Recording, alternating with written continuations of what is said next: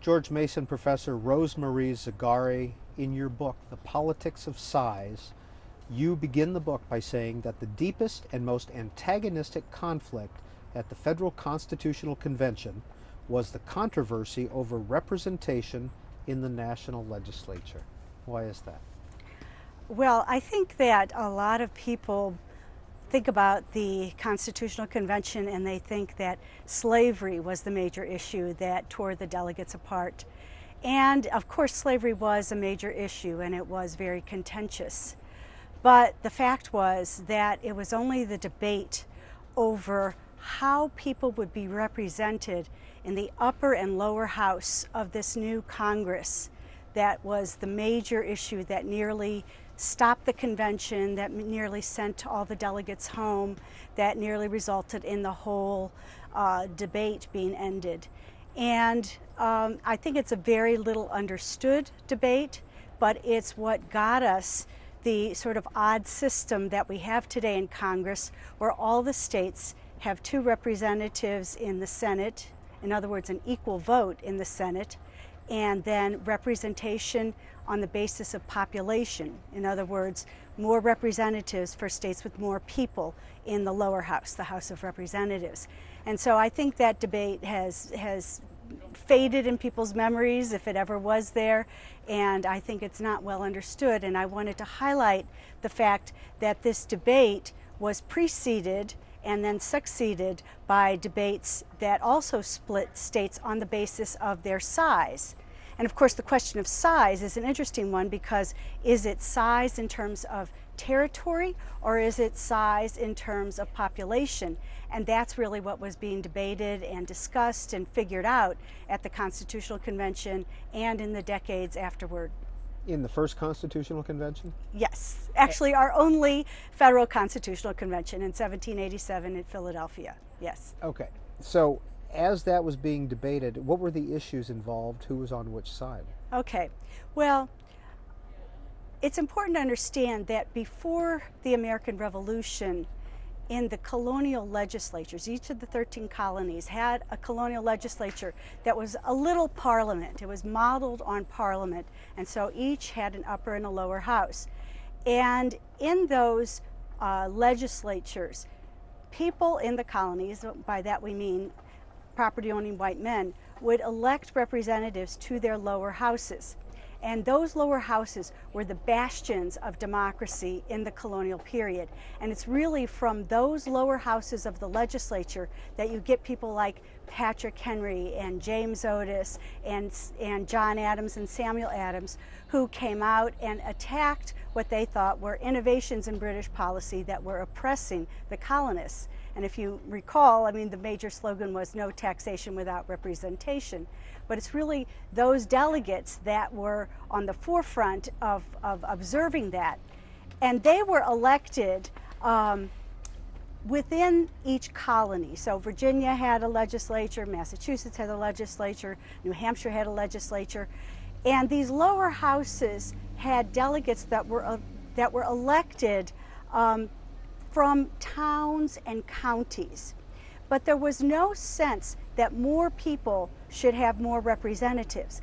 It was all done on the basis of geographic units, territorial units. And so one county in Virginia would send 2 representatives, whether it had 30,000 people or 1,000 people. And what happened when the states wrote their first state constitutions, and they did that during the American Revolution from 1776 to 1780, some of the states began to experiment with a new form of representation in which representation was proportionate to population. So more people in a certain area would get more representatives. And that's the innovative idea, that's the experiment in representation that James Madison incorporated in the Virginia plan that was submitted to the Philadelphia Convention in 1787 for debate. But obviously, there's some winners and losers when you have that kind of system of representation. In the previous Congress, the Congress under the Articles of Confederation, each state received 1 vote, regardless of population.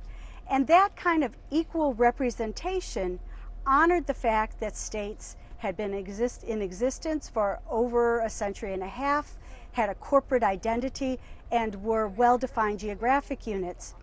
But Madison and others coming from states that had experimented with this new kind of representation believed that it was only just and fair that more people in an area should have more representatives.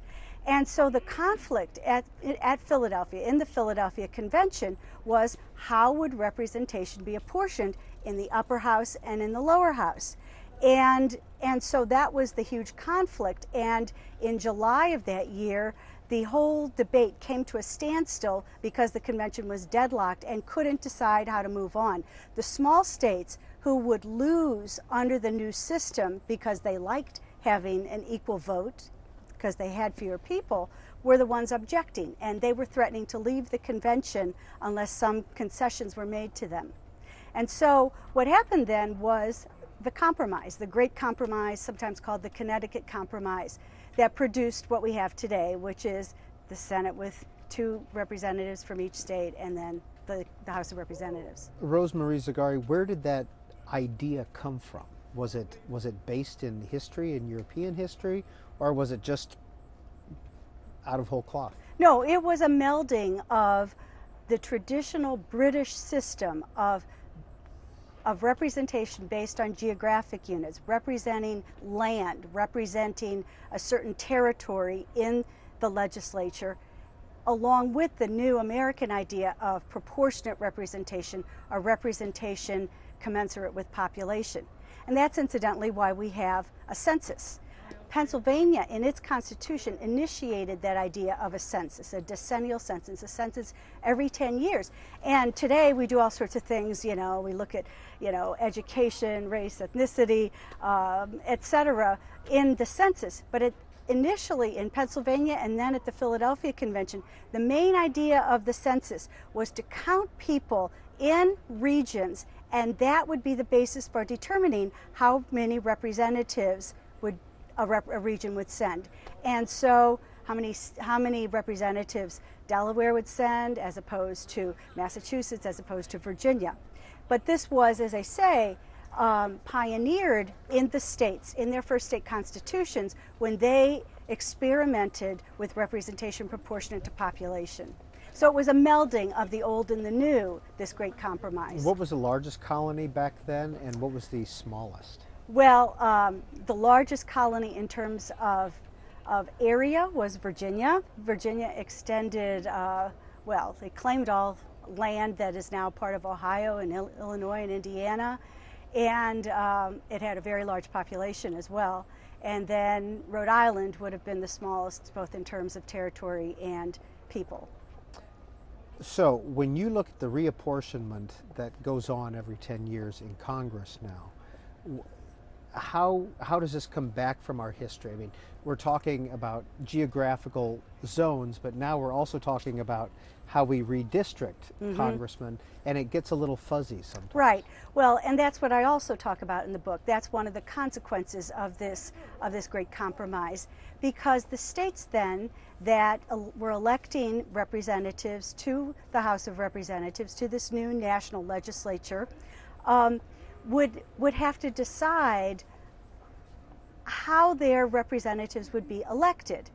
And some of the states initially had what were called general ticket elections. So every voter in the state voted for, say, if the state got 7 representatives, for 7 representatives, and the top 7 vote getters would be sent to Congress. A few other states, though, the larger states actually, started immediately experimenting with what we use today, the single district method, where a state is carved up into districts, and these are geographic districts, and people in those states elect 1 representative who is sent to Congress. And there was a lot of controversy about using that method, because some people argued that these kinds of representatives would be more loyal to the constituents that elected them rather than to the entire state. But this whole issue was debated almost every 10 years until 1850, because every 10 years after Congress got the results of the census, Congress would have to reapportion. And the size of Congress was growing. Now the size of Congress is fixed. In the early 20th century, it was decided that Congress